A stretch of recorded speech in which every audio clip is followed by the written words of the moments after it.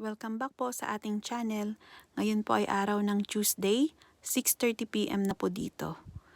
Ngayon po ay magluluto tayo ng ating panghapunan, ispadang isda at saka longganisa. Salamat po sa nagbigay ng longganisa. At dito po tayo sa labas nagluluto ngayon kasi maaraw naman siya, maganda yung panahon, hindi po siya malamig at para po hindi mangamoy sa loob ng bahay. At habang tayo nagpiprito, kakain muna tayo ng boy bawang. Nilagyan ko po siya ng suka at sili. Crunchy po siya, masarap. Spring na po dito kaya maaliwalas po ngayon sa labas.